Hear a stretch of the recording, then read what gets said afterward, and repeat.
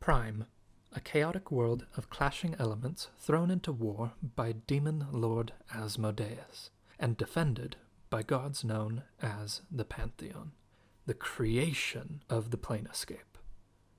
One has to wonder what all of this has to do with an Aarakocra scholar, an outcast Triton, a gnome thrill-seeker, and a banished Leonin, and how it all relates to the mysterious rifts tearing into the fabric of our world.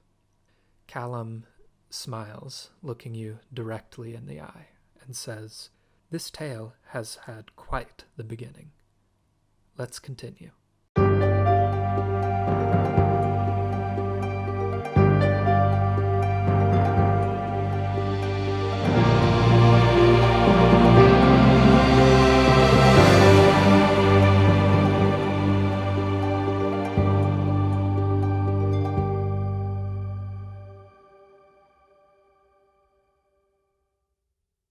Hello, everyone, and welcome back to Misfortune's Corner. We're glad you could all come here again today, and we're off to another session. I am Steven, your DM for today, and I'm joined here with Taylor. Hey. Cade. Welcome. Tawny. Hey. And Emma. Hello. All right, so last time we left off where we ended the orcs, whatever the heck they were doing, and we leave off with the party outside a boarded up building that everyone would assume the town hall would be. As you notice the surroundings a little bit more, you notice there's a set of eyes that peek behind a boarded window, and then they quickly disappear. What do you decide to do? Erlyn looks at Kvothier. This place is kind of creeping me out a little bit. What do we do now? Well, I think the obvious solution here would be to find out what has been going on. I glance over at where we saw the eyes peeking out. I do believe that we have some spectators, and I think we should perhaps ask of them what has been occurring. I don't know, actually. I've never encountered roving groups of bandits. I don't know what the procedure is here. Hey, let me take care of this.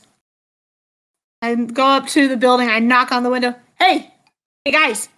Look, you can come out. There's nobody here. It's just us now. You see a pair of eyes peek from somewhere else in the building, and you hear some commotion going on. And then about a minute later, you see the doorknob turn on the other side, and you see a man in his around 30s. He's like,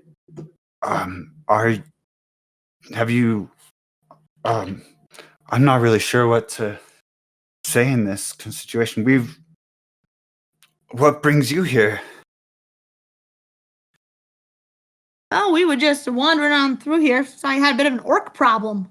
It's all right. We got them. They're gone now. Everything's all right. Oh, thank goodness. Well, I'm the mayor of this town. But I mean, we aren't that big of a town. We basically specialize in wine and fur trading, so we don't have much in terms of defenses or anything. You all help tremendously. Is there anything that we can, I guess, repay in return? Well, do you know what the orcs wanted from you guys? Well, yeah, they're a local group. That's probably about half of them, actually. Maybe a little under. They're kind of known about these parts for being bandits. They sometimes come and obviously they come and steal and take whatever they can and plunder. But I mean, they're still a nuisance here. We don't have anything here to offer a value, but I mean, if you were to take care of them at their hideout, I'm sure they'd have plenty of lucre worth your pay if you were to take them out for us. I'll have to discuss that with my companions. My turn, guys. Are we companions? I wasn't sure that we had teamed up. Yeah, you together, you ride together, my friend. Never considered you companions. Considered you colleagues that seemed to have been by my side while I was taking out those orcs, those measly orcs and goblins. Don't forget that those pesky little jerks. They're all colleagues. I suggest that we work together on this bounty, and maybe colleagues, or maybe. Well, that sounds all well and good to me. I do have one question for you, good sir. I turn back to the villager. Mm-hmm. What can you tell me about that strange rift that occurred here? That was quite interesting, and in all my years, I have yet to see something of that nature. Kind of looks confused at you and like, I don't know what you're talking about. What do you mean you don't know what I'm talking about? It was right here in the square. Oh, we weren't really watching the fight. We were kind of, you could say we were in the back trying to not get hit by rocks. Kvasir kind of like shuffles his wings a little bit, kind of in irritation. A ruckus going on in your own home, and you don't even know what's going on. I'm sorry if I've offended you. No, not at all. I'm just miffed. Step up further next to Kavasya. Now, how about this? Are you finding any recent disappearances within your community? No, everyone's really just accounted for. There's not many of us, so it's pretty easy to keep track of them.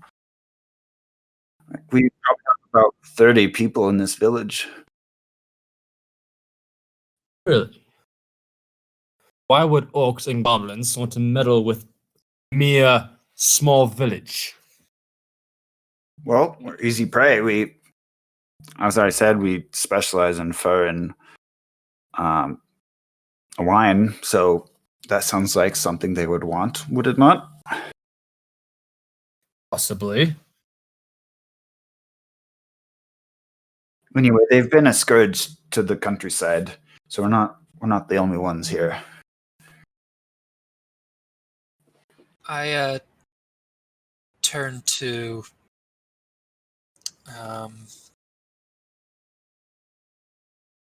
losing my words. Turning to the Leonin. Young man, what might be your name? The car Gridwrecker. Oh my, that is quite the guttural name. I might have some trouble pronouncing that. That was me realizing that most of your names will be very hard to say with Kvasir's voice.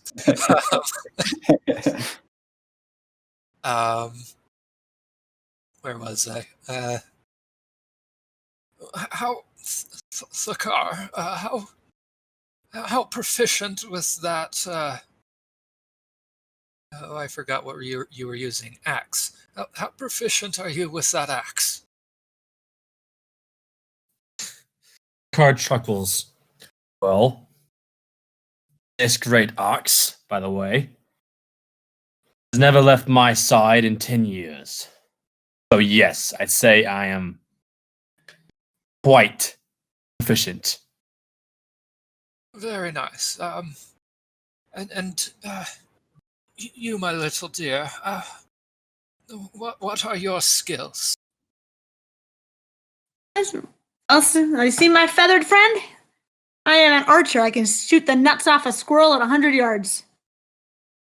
Well, that's Please tell me from their hand. Sure. Sure. That's quite the accomplishment. I'll assume.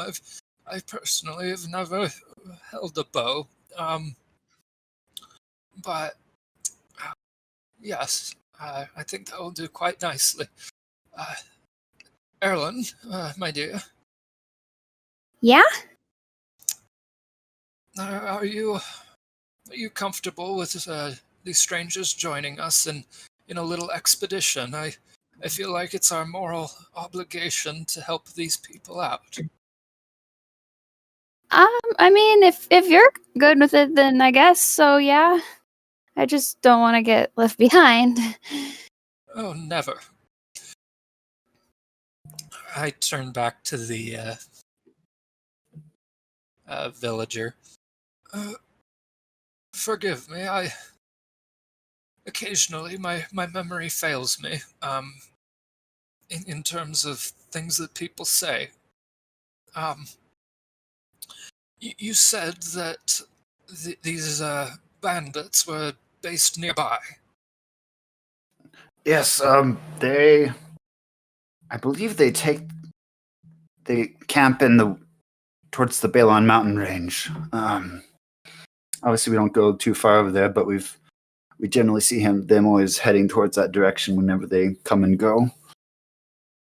Very good. Well, and I turn to the rest of the party here and say, I am quite interested in whatever that rift was, and by process of elimination, the villagers don't know anything, and the next source of information would be the bandits, and then if they don't know anything, well, then I'll have to look elsewhere. But I think it's generally best to start investigations where you have information rather than where you do not. Would you be ever so kind to accompany Erlen and myself to this bandit stronghold? If there's dangerous bandits to be had, I'm in.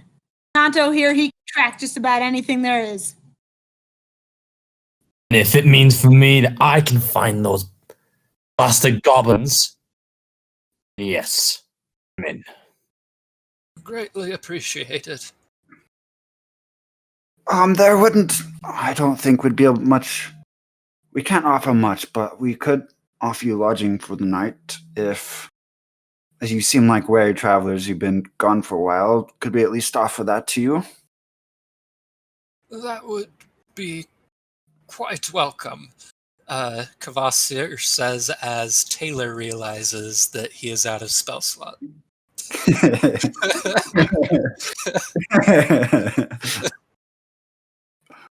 Erlen nods eagerly. Yes, I am very tired. I wouldn't mind a few winks myself. That's mighty kind of you, sir. Oh, thank you. You kind of saved this year's crop, I believe. So, anything we can do. And so, he kind of shows you around. He actually gives you a nice little tour of the village, just because it's not quite evening yet, and gives you a little bit of time before it's time for bed. He walks you around. He kind of shows that they actually have a nice little distillery going on there. He offers some of you guys some drinks, and I guess whether you choose to accept or not, you decide to have just a pleasant evening. The night turns down, and you all are escorted towards the town hall. It's less crowded than it was before because most of the villagers have left their home with the threat being gone. You have some nice lodging up on the second floor, and you all get a full rest. You wake up in the morning, and as the sun creaks through the walls and the windows, what do you all want to do as you wake up? Erlyn gets up a little earlier than everyone else and meditates quietly in the corner as she prepares her druid spells for the day. I don't think you can hear me, but I'm over here applauding. Yeah, that's very, very good. Preparing spells. Yes, I know when I read that, preparing my character, I was like, oh, I should keep that in mind. Yes, I guess for the audience, druids are prepared spellcasters, so also wizards. So you need to select which spells you're going to use for the day beforehand. Oh, crap, right. Yes, wizard. Well, now I'm the idiot because I forgot what I was playing. The car gets up lazily and he heads outside to sharpen his great axe. He will be standing by the door to do so. Rook goes outside to see if there are any birds or other small animals that she could potentially glean some information from. Okay. You notice there's not really a lot of animals nearby the village. You'd imagine there'd be more animals towards the tree line. So that's kind of where you're at right now. Eventually, you'll end up grouping up together with the car sitting on the steps, sharpening his axe. Morning, thugs. You ready for something exciting? As ready as you are, pal. Where's this cavern of bandits? So you would all remember that the orcs, you were told the orcs were to the north near the Balon mountain range.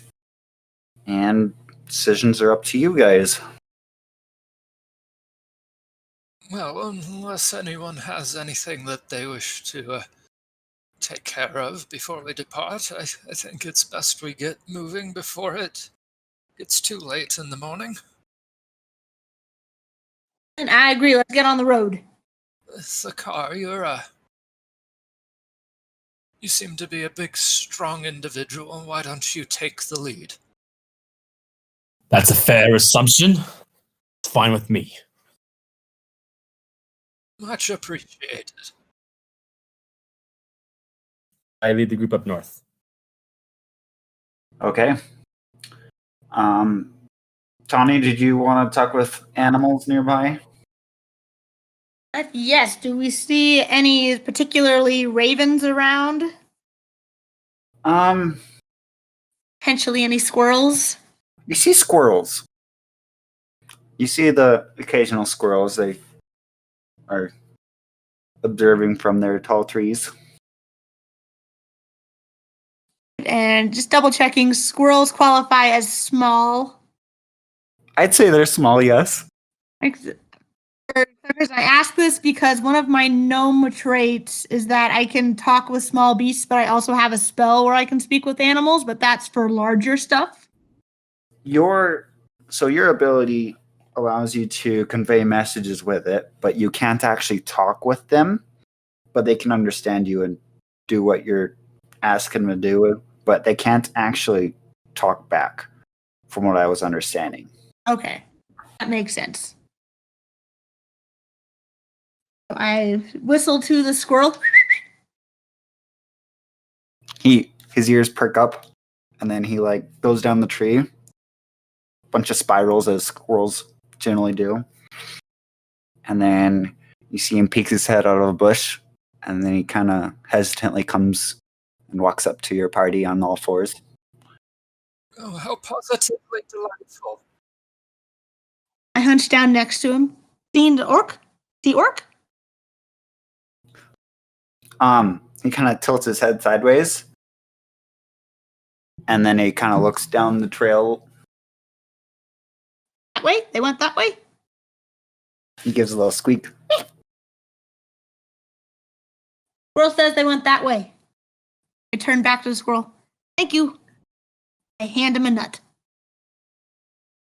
As he holds out two hands, he grabs the nuts, and then he just hauls butt past the bushes,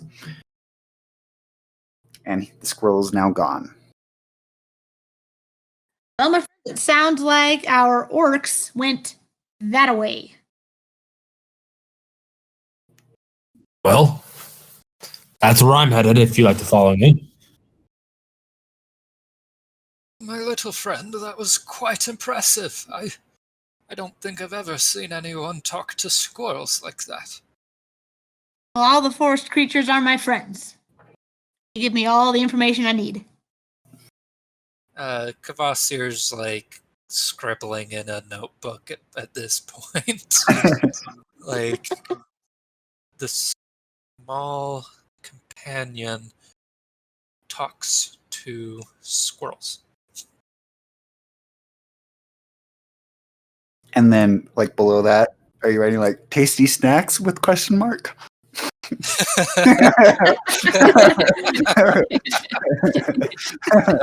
know, the thought had crossed my mind. I'm like, owls do tend to eat that kind of stuff. But I'm like, would that be something that an Aarakocra would eat, or are they more civilized than eating small woodland creatures? That's up to you, my friend.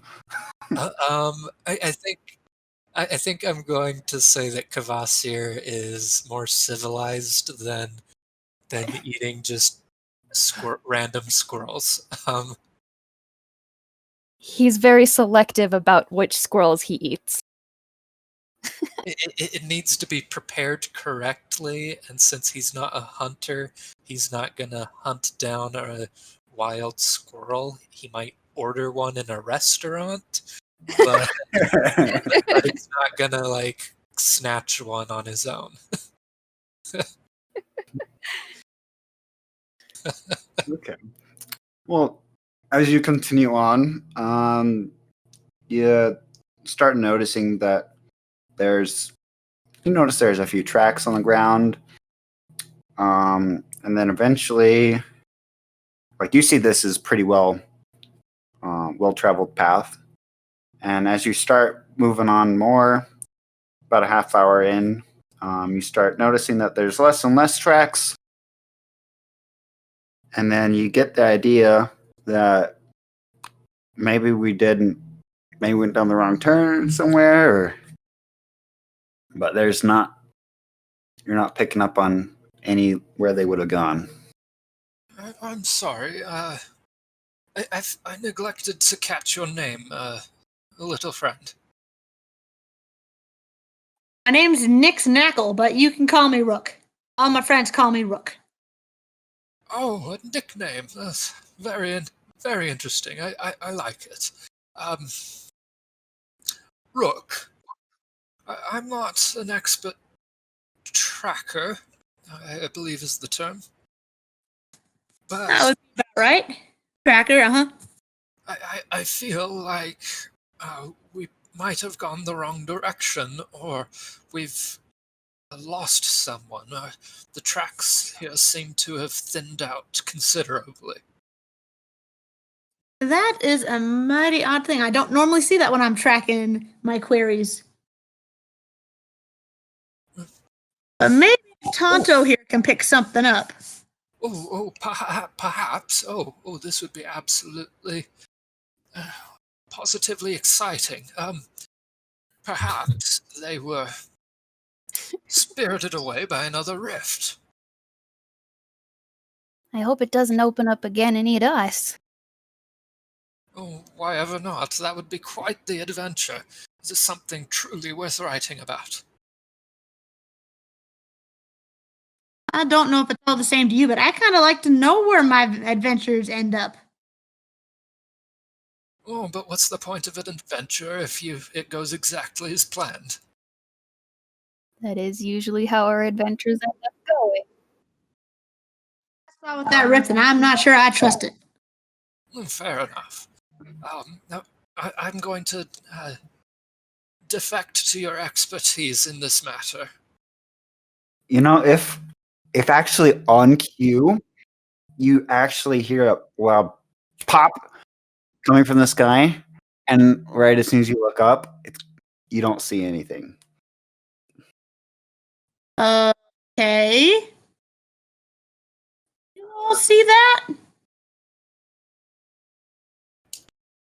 See what? You all heard that noise, right? I thought you just stepped on a stick or something. No, that wasn't me. I am rather old. Occasionally my ears do pop. I just assumed that was it. Something is going on here in these woods. There was actually a noise. I think this is some sort of trap. The orc have somehow managed to provide some sort of distraction and trap further down the road. Best keep our eyes out. Perhaps we could, no joke intended, but perhaps we could get a bird's eye view. Rook, would you care to assist me? Not at all, partner. All right, I'm going to kind of take flight a little bit, and then grab her with my talons and fly up above the trees. Okay. Both of you give me a perception check.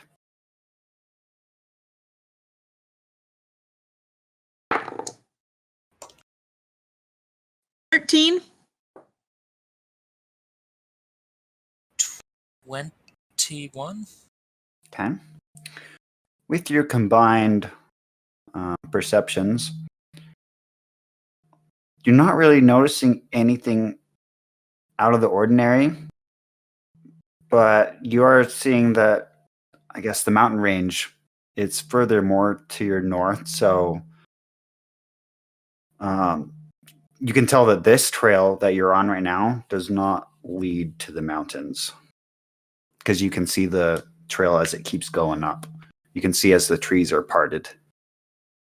But this was the trail that the bandits took. It was.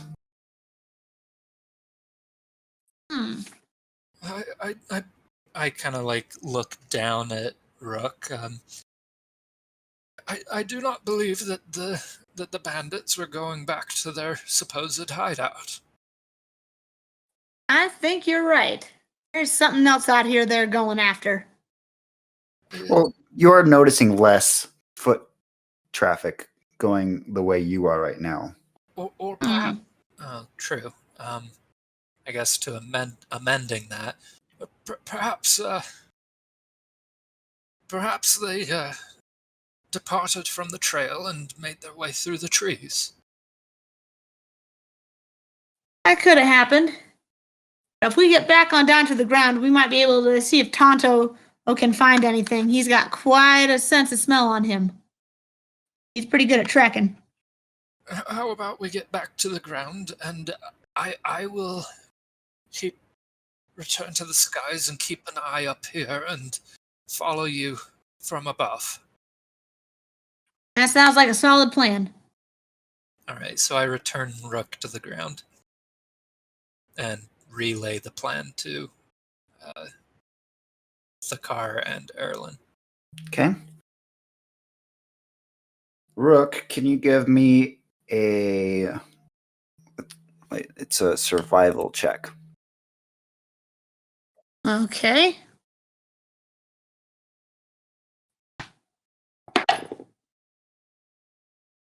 The tracks are actually the tracks are pretty fresh, so it's not that hard of a DC to make. Well, it's a dirty 20. Oh, nice. You know exactly where these trails are going. From the scent of your badger and your pretty much natural understanding of what's going on, you determine that they probably went off the trail about a couple miles back. So you end up backtracking a while, and you see a relatively used path that kind of goes off the beaten trail. You see some bushes and stuff that are pushed out of the way, and you realize that this is definitely the place where they booked it off the trail. And Tonto confirms that with the fact that he's still smelling orc past that trail more strongly than other places. Wow, how'd we miss this the first time? Orcs are sneaky. They're good at hiding their trails. Okay, so as you continue down that trail for again a couple miles, you start hearing some rustling nearby in the bushes. The car stops. In the distance, you hear a loud bark and multiple barks. You hear grunts, and then off in the distance, behind some trees and stuff, you see eventually there are two orcs along with a wolf on a leash. You see the wolf like sniffing at the ground, barking direction. And as soon as the wolf sees you, he gives loud barks. And everyone, roll initiative. While everyone's rolling for that, Cade, I do have to say I am enjoying this, I want to say European-ish, South African? I don't know. Accent. I'm very much enjoying it too. Yes, it's pretty good. And I apologize because I'm trying to find something for Rook and it's been all over the place. Slight note would be you don't need to like always use it, only when he's talking. Yeah, I just feel like I keep some like phlegm in my throat, and it's kind of just like, what's the So great. figured that was good enough for character's voice. It's all in the name of the podcast. If you can only achieve the voice by knocking back some hot sauce, go for it.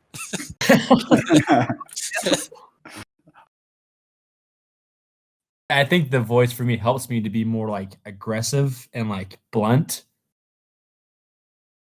because it's just such a low voice. I have to keep it blunt. Definitely, I'm It's definitely enjoyable. Glad you like it. Also, while we're on the topic, what is making people laugh about Kvasir?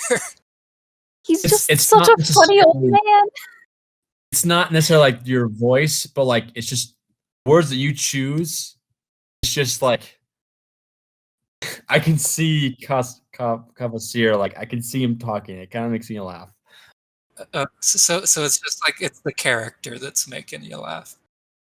It's his mannerisms and like his reactions. It's the character manner. It's not until, like you try and do the voice. The voice is good, but just more of like your character is making you laugh. It's fun. He wasn't intended as comedic, but if he comes across as kind of a funny, dawdling old man, then that's great. Okay. Okay. I was like, why are people laughing in the chat? Okay. All good things, all good things. Back to you, Steven. I'm sorry. All right, everyone roll initiative. Also, Steven, the sooner we get to 4th level, the better, because 18 hit points is making me extremely nervous. I literally don't think I've ever played a character with this low of HP. Yeah, you are extraordinarily squishy. And the squishiness must be in the voice. Which reminds me, I need to remove my mage armor AC bonus. Why didn't you cast it? Because I didn't think about it. Kvasir's too trusting. No one would come out and kill us. No way. He doesn't assume that we're going to get attacked. All right, for initiative, anyone 20 to 25? And not 20. Oh, nice. Sorry, I got a dirty 20. All right. So Cade with his added initiative is Yeah, going to be He's higher. going to be higher. All right. 10 to 15? Or Yeah, I 10 to got 20? 18. I'm in the Okay. 20 range. And then what did Erlyn get? 12.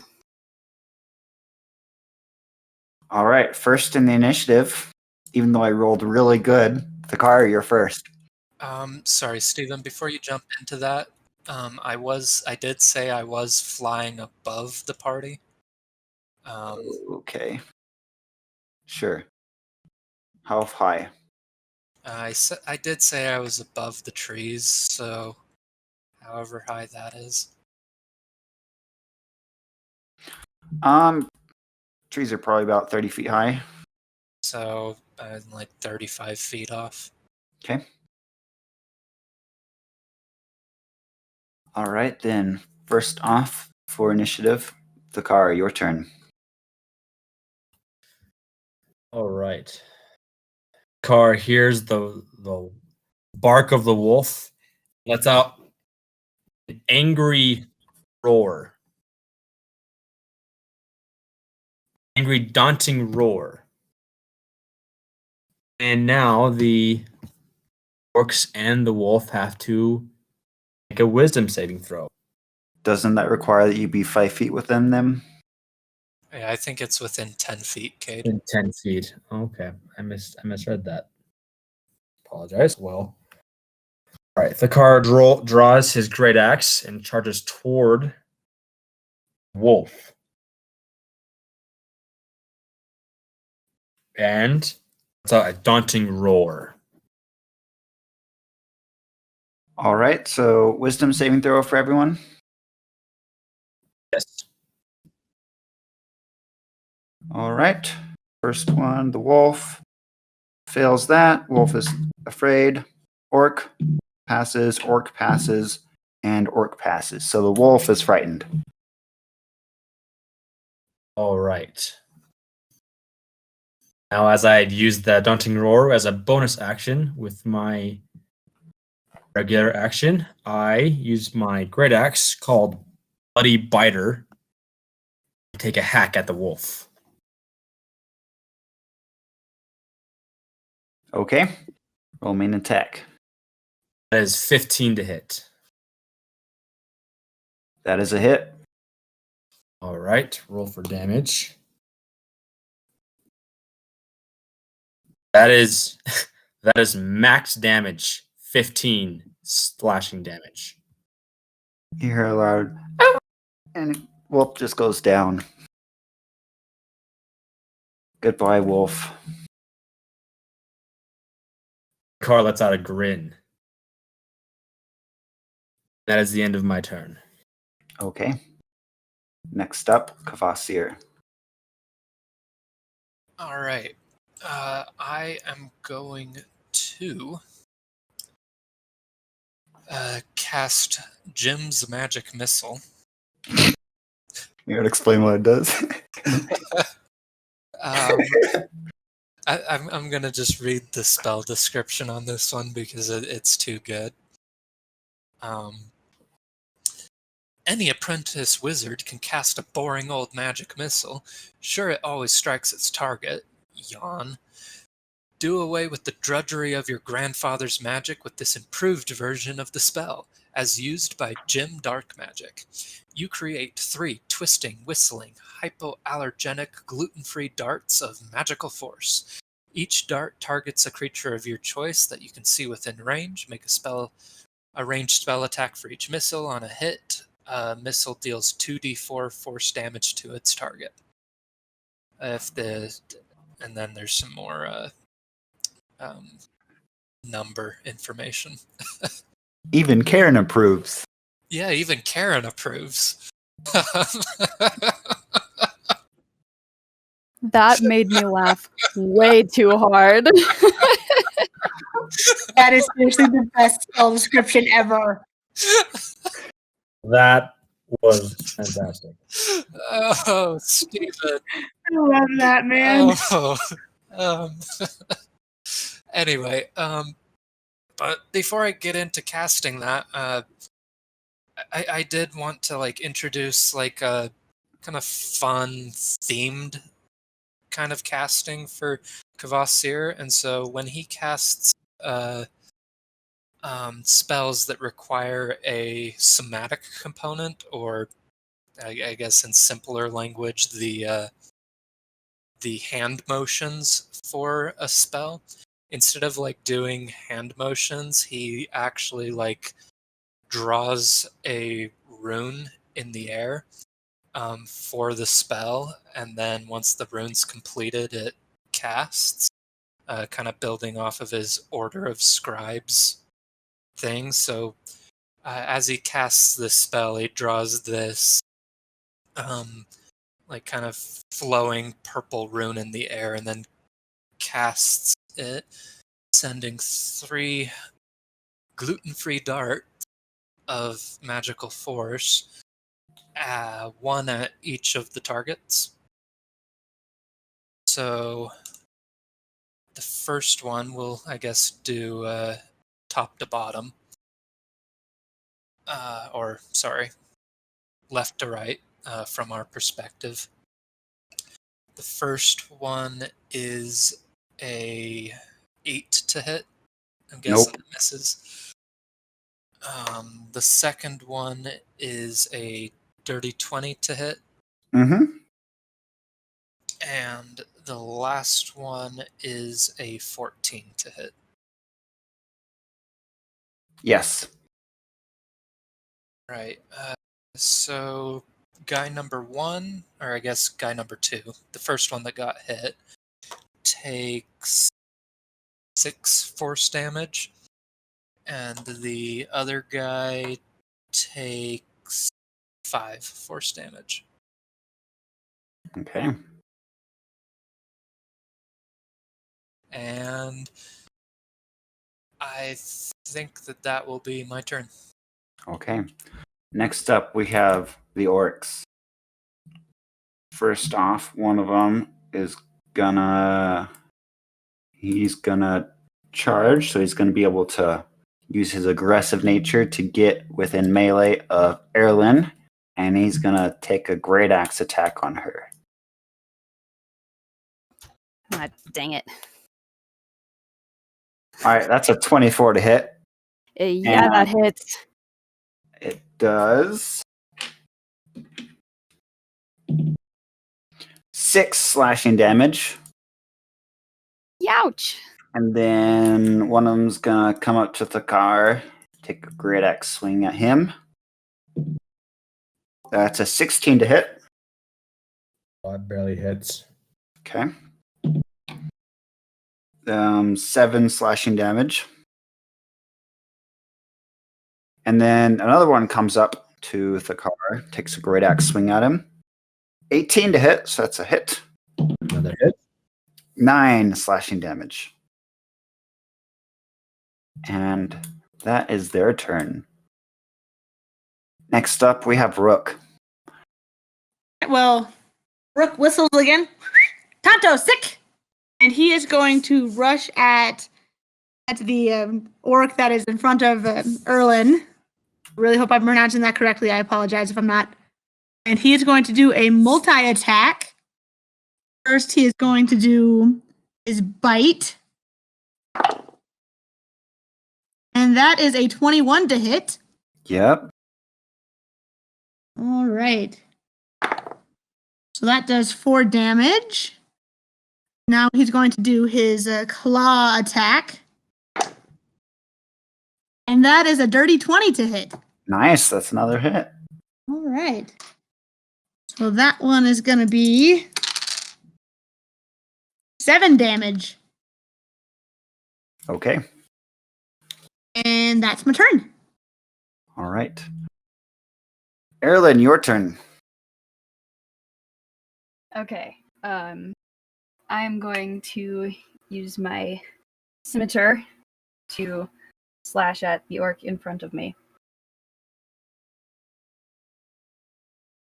19 to hit. That's a hit. Excellent. 6 damage. And he goes down. Huzzah. And that is my turn. All right. Thakar, it's your Very turn. nice, partner. Yes. You are surrounded by 2 orcs. All right. I Caw in an instant as a bonus action enters into a nasty rage.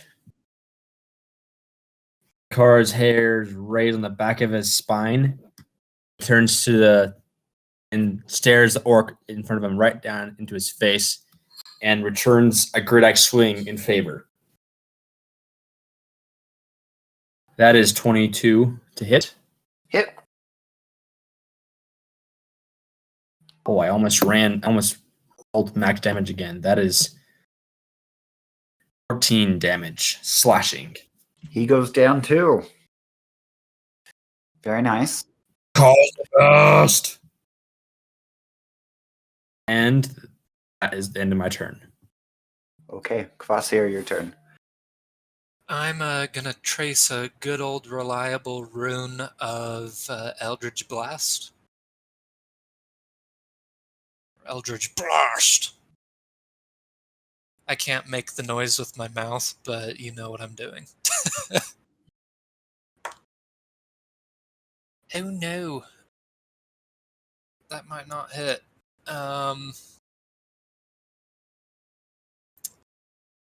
That would be an 11 to hit.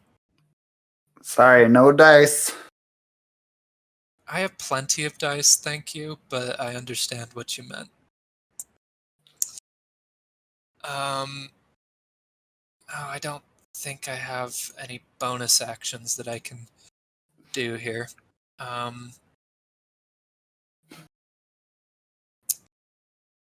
No one's taken damage on our team, right? The Leonin and Druid have. You both doing okay on hit points? I'm doing fine. Alright. Yeah, I'll be alright. I guess I will just end my turn there then. Okay. It's the orc's turn, so he's going to take his battle axe and give it a good swing at the car. He gets a 7 to hit, so that's a miss. And glances off your armor. Next, we have Rook. There's one more left. I fit an arrow into my longbow and I take a shot at him. That is a 17. Yep. And he takes 7 damage. Okay. And that's my turn. All right. Erlen. Okay, Erlen casts this. It's her one of her druid spells, Thorn Whip. Creates a long vine-like whip covered in thorns that lashes out at your command toward a target in range. Make a melee spell attack against the target. If it hits, the creature takes 1d6 piercing damage. and you pull the creature up to 10 feet closer to you. So is he within 30 feet of me? Yes. Okay.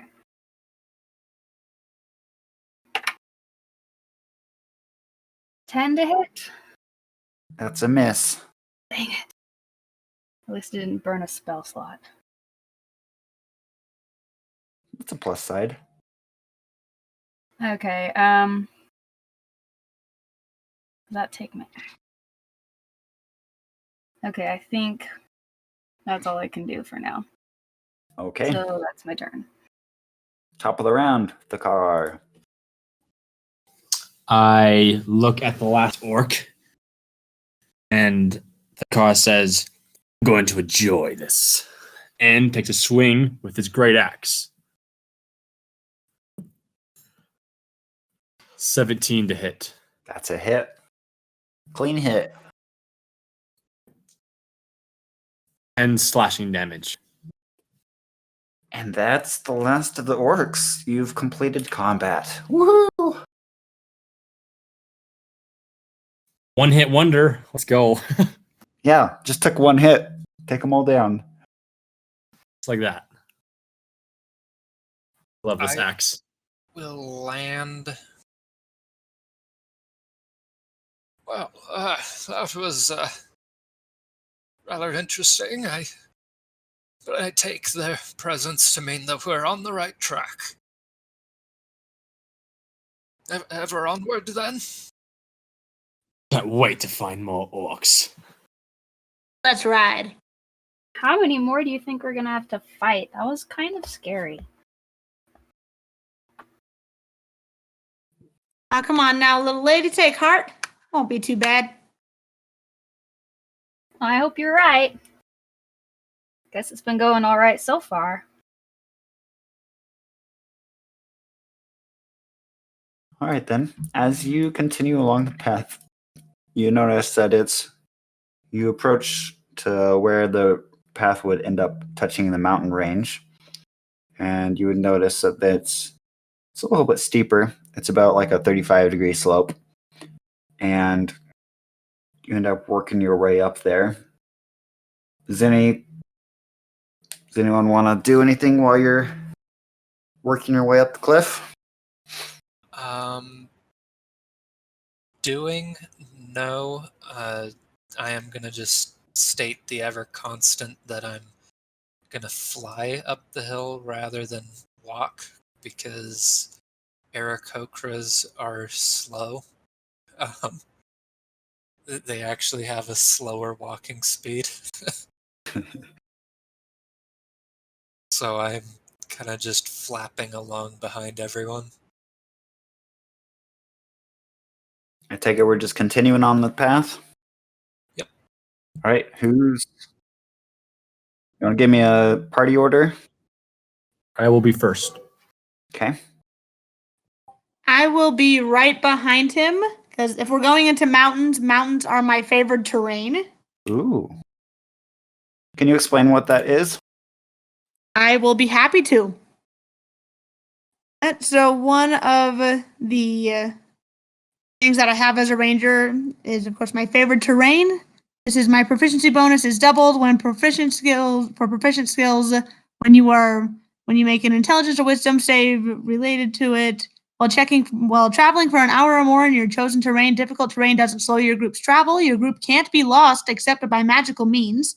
You remain alert to danger even when you are engaged in another activity. You can move stealthily at a normal pace while alone. You find twice as much food while foraging, and while tracking creatures, you learn the exact number, sizes, and how long ago they passed through the area. Okay. So that requires you be traveling for an hour, though?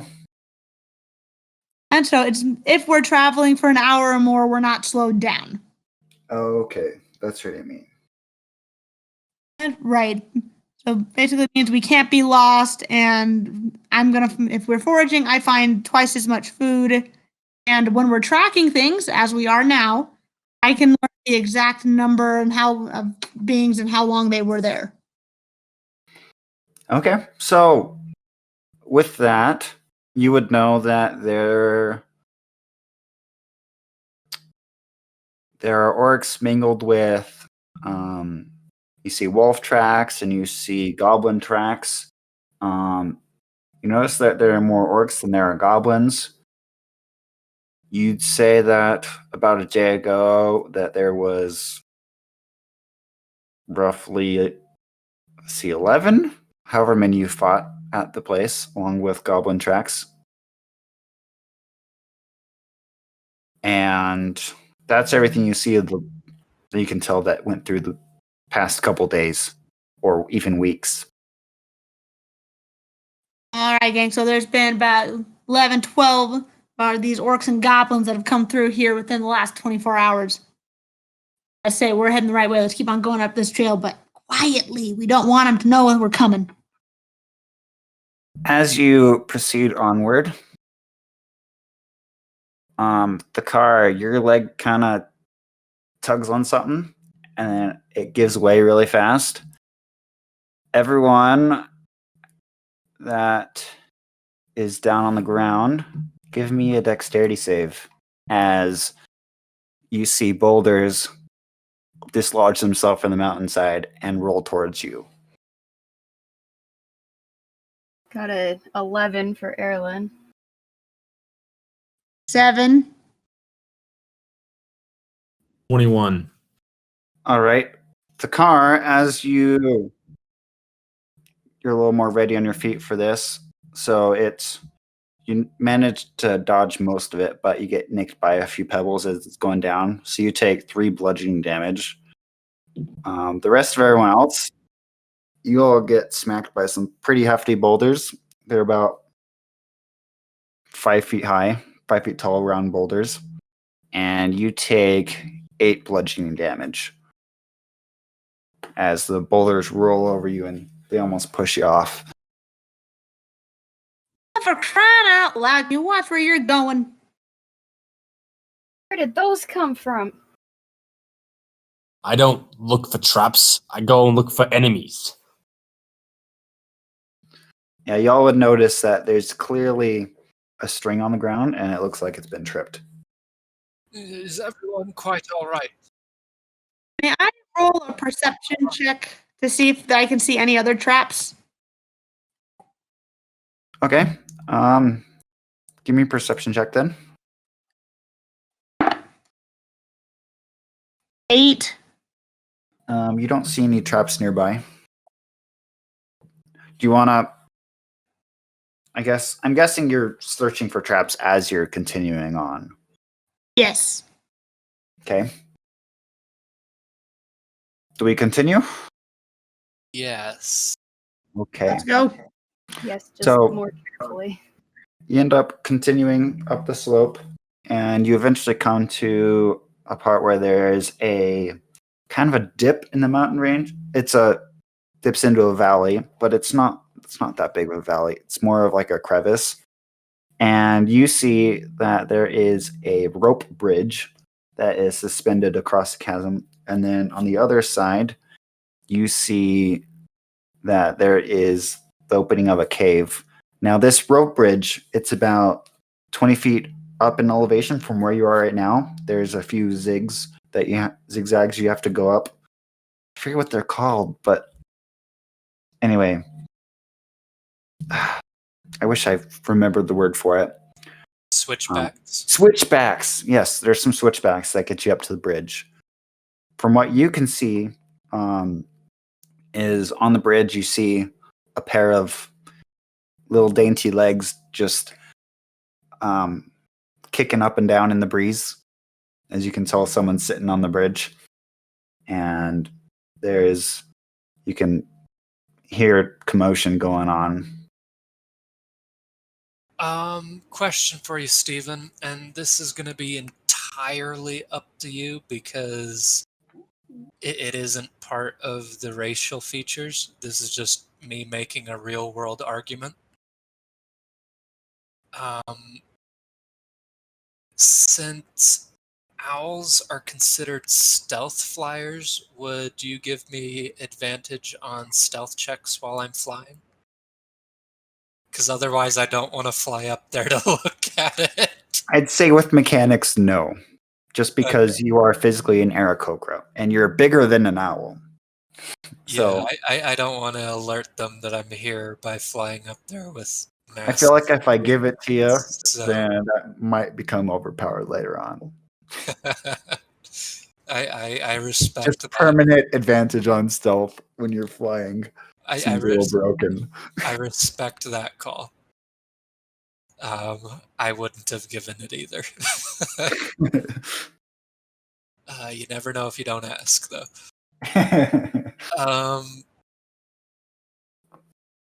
I land by the party. Obviously, I could fly up and see what the situation is with that, but I feel like I might alert our foe to our presence if I were. I'm not exactly inconspicuous while in the skies. Perhaps we should make our way up sneakily along the trail and spot out the situation from there. That's fair to me. I want to get the first swing at it. Perhaps our sneaky friend Rook should take the lead on this. Took the words right out of my mouth. So I start heading up the hill. Okay, give me a stealth check. Okay. 19. Okay. You make your way up the switchbacks, and you come to basically where you're viewing the bridge. You notice that the goblins aren't really looking on the path. One of them's kind of just glancing over the distance with his legs kicking off the side. And then you see there's another goblin nearby.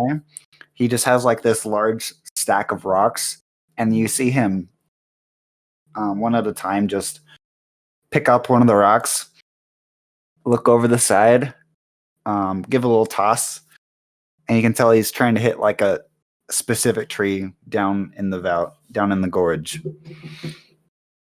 Do I see anything in that tree? No, it's just a tree. You can tell he's really just bored trying to do something. He just after that one hits the tree, he reaches down, grabs another pebble of his plentiful stack, and throws another one down. Sometimes he gives a loud exclamation. He goes, "Look at that! I got it! I got it!" And then the companion's like, the other person. He's more viewing the scenery nearby. I sneakily return down the trail to my companions. All right, guys, so there's only 2 of them up there. Just 2 goblins. I think we can take them. Do we have to fight them? Like maybe we could just talk to them. You remember what happened last time we tried that? Well, yeah, but they were in the middle of a raid. This is different. They're just sitting on a bridge. Darlin, I don't think that's going to work. Oh, one information I forgot to announce is you see that on the side of them, one of them has a bugle horn.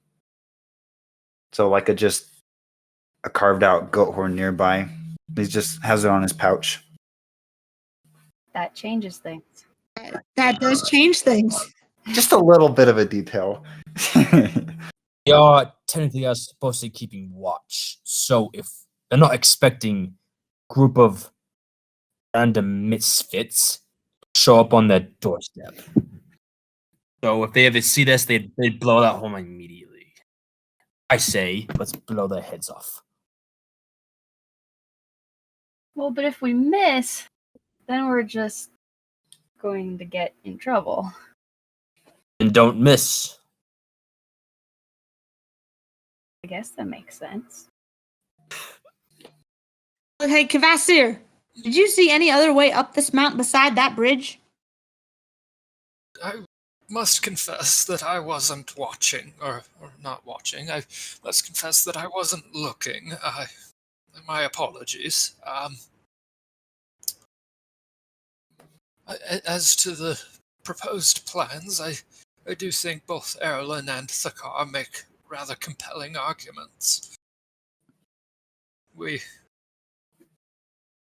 I'm not normally one to immediately resort to violence, but I do agree that if we engage, we should perhaps endeavor to hit our marks. On the other hand, Erlen is also correct in that perhaps not every problem needs to be solved with direct violence.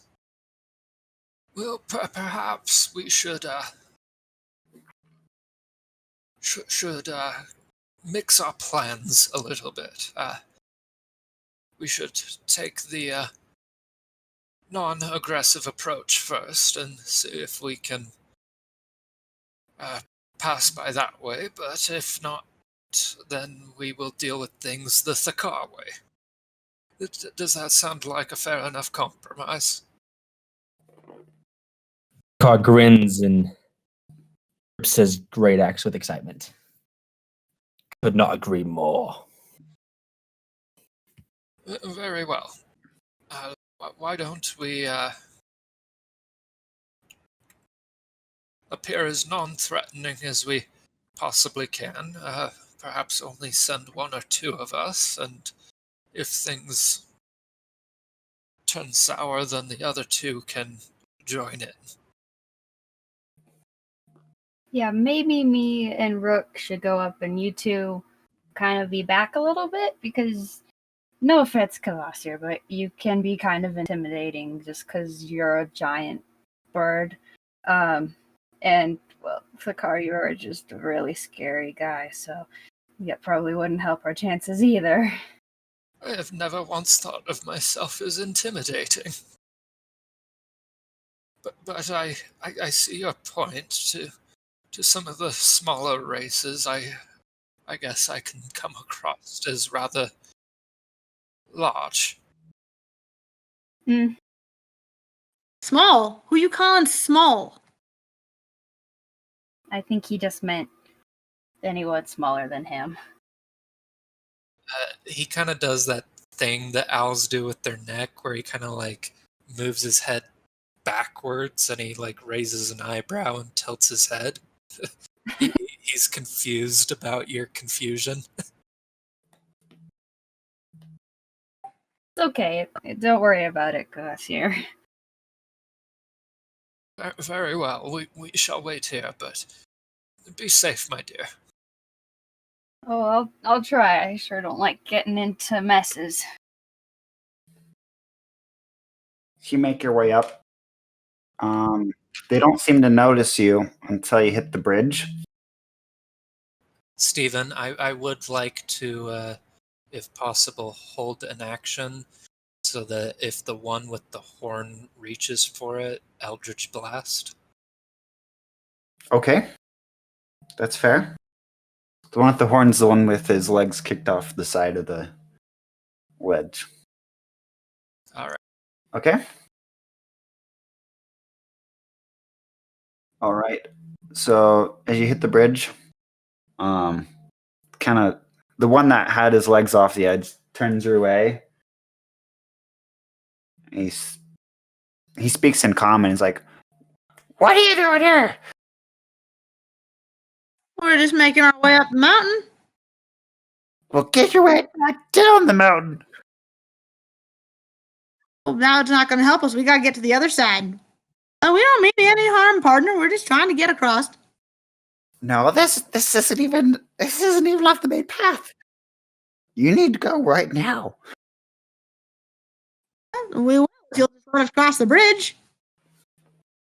Erlen says in Goblin, we just heard there were some goblins up here and we wanted to see you because we heard that goblins are such a cool race. Okay, give me a deception check. I really hope that this will work.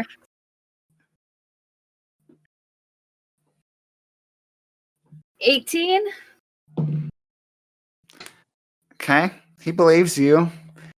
Well, that may be so, but I really don't want to talk to you. You're interrupting my scenery, Dower.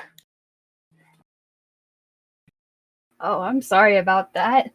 Besides, if my boss hears, I'll probably get a timeout. I don't like timeout. Well, is there maybe a different way to keep going up the mountain, or could you maybe just, where exactly does this lead? So I don't want to get you in trouble. Yeah, I don't want to get in trouble either. Yeah, just go back that way. And he points back the direction where you came from. Man, You don't know the path around the mountain? Why do you even want the mountains? Oh, we're travelers. I've lived in mountains my whole life. I'm a druid. I love nature. And so this mountain is just so beautiful, and I just want to see what the whole thing looks like. Well, take your nature somewhere else. And you pay attention. And he kicks the goblin that's on the floor and like, ah! And like a handful of pebbles bounces off the bridge. He looks dejected. You boys looking for something up here? No, that's a weird question to ask. I mean, we're just being here. Well, so you seem a little bit bored is all. Steven, can I roll an insight check to see if he's lying? I mean, he's obviously evading the question. Uh-huh. From our position watching, I'm going to turn to Zakar and say,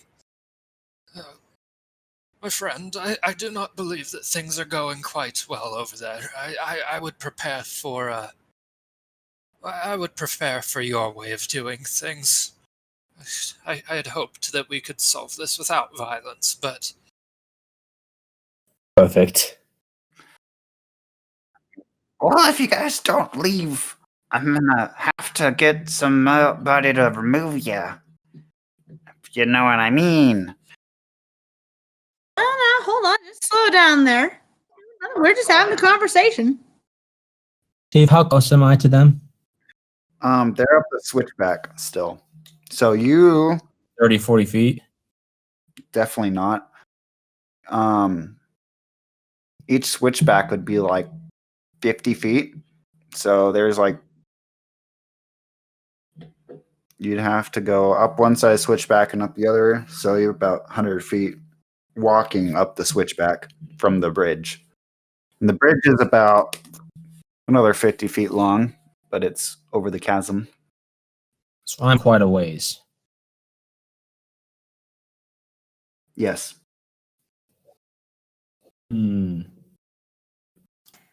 I turn to Avasir and say, seems like I'm too far.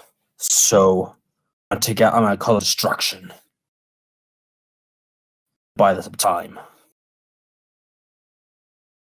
And the car is gonna run into the forest.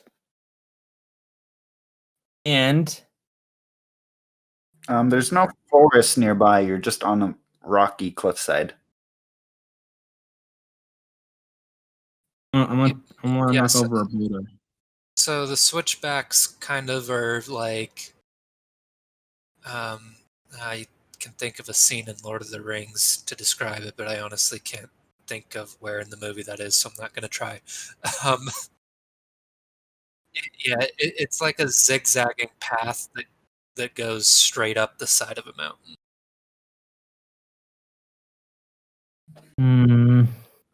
So like if you go away from it, you'll fall off the cliff. But if you keep going up, you're using the switchbacks. If I run up to it, it's gonna, I don't know, they'll see me.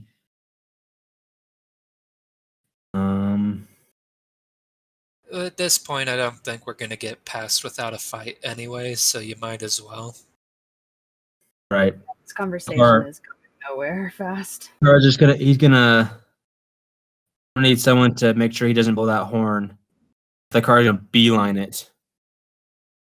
Or the closest goblin. So I guess. So I am sprinting up the switchbacks now. Okay.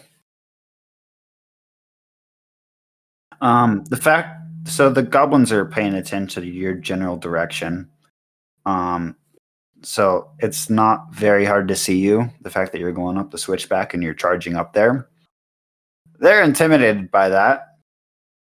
The one with the rocks kind of just kicks his rocks off the side and then just starts running to the other side of the bridge. And then the other one reaches for his horn. Kvasir, I believe you were readying in action. Yep. Let me. Oh no.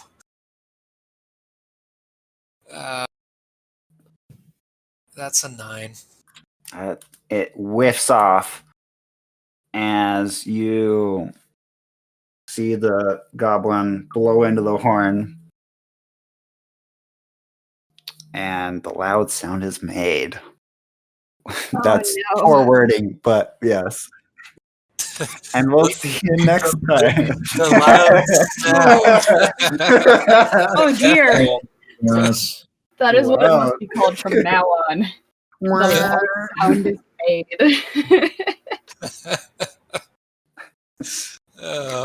Is the honk of Wrongdoor. Oh my god. All right.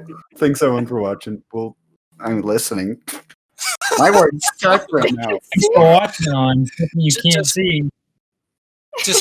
Just quit while we're behind, Steven. All right, goodbye. See you next week.